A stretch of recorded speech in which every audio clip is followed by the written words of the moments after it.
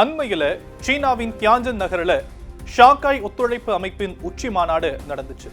இதுல பிரதமர் நரேந்திர மோடி, ரஷ்ய அதிபர் விளாடிமிர் புட்டின், சீன அதிபர் ஜி ஜின்பிங் ஆகியோர் முன் எப்போதும் இல்லாத இணக்கத்தை காட்டினாங்க. இதற்கு அமெரிக்க அதிபர் டொனால்ட் ட்ரம்பின் ஆலோசகர் பீட்டர் நவோரா கடும் எதிர்ப்பை தெரிவிச்சிருக்கிறார். அமெரிக்க அதிபர் ட்ரம்ப் இந்திய பொருட்களை இறக்குமதி செய்ய முதல் கட்டமா 25% வரி விதிச்சார். அடுத்து ரஷ்யா கிட்ட இருந்து கச்சா எண்ணெய் வாங்குவதை காரணம் காட்டி எக்ஸ்ட்ராவா 25% வரியை விதிச்சிருந்தார். இதனால இந்தியா அமெரிக்கா இடையேயான உறவு பின்னடைவை சந்திச்சு வருது.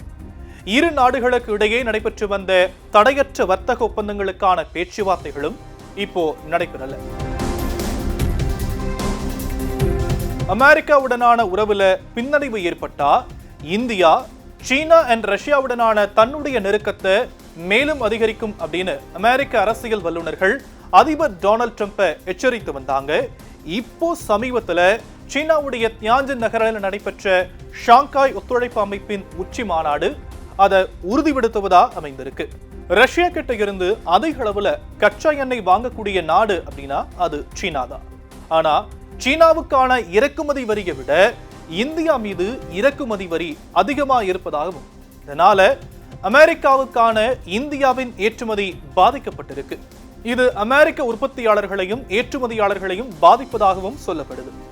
அமெரிக்கா இந்தியாவோட நல்ல ராப்போல இருந்ததாகவும், ஆனா இந்த ராப்போ நீண்ட காலமா ஒருதலைபட்சமாகவே இருந்து வருதுன்னு அதிபர் ட்ரம்ப் சொல்லியிருக்கிறாரு.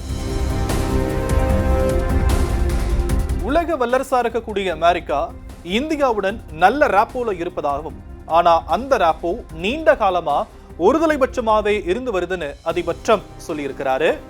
அமெரிக்கா இந்தியாவோட வியாபாரம் செய்யல, இந்தியா தான் அமெரிக்காவோட வியாபாரம் செய்யறாங்க. இந்தியா தான் தயாரிச்ச பொருட்களை அமெரிக்காவுக்கு அனுப்பி 100% வரி விதிக்கிறாங்க. ஆனா இந்திய பொருட்களுக்கு முட்டாள்தனமா அமெரிக்கா வரி விதிக்கிறது கிடையாதுன்னு அதிபர் டொனால்ட் ட்ரம்ப் சொல்லியிருக்கிறாரு. இது பெரும் பேசுபொருளா மாறியிருக்கு. அமெரிக்க பொருட்களுக்கு அதிக வரி விதிக்கும் நாடுகளுக்கு எதிராக பரஸ்பர வரி விதிப்பு கொள்கையை அமெரிக்கா கடைபிடிக்கும் அப்படின்னு அறிவிக்கப்பட்ட சூழல்ல இந்தியா மீதான வரி விதிப்பு மறுபரிசீலனை செய்யப்படுமா என்பதற்கு சூசகமா பதிலளிச்சிருக்கிறாரு அமெரிக்க அதிபர் டொனால்ட் ட்ரம்ப்.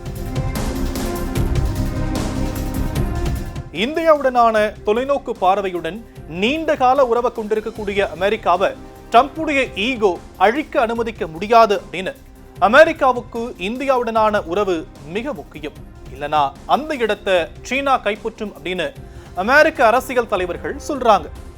உலக வழிநடத்த போவது யாரு? இதுல இந்தியாவின் பங்கு என்ன? உலக அரசியலே உற்று நோக்கக்கூடிய இந்தியாவின் அடுத்தடுத்த நகர்வுகள் என்னவாக இருக்க போகுது அப்படிங்கிறத பொறுத்திருந்து பார்க்கலாம்.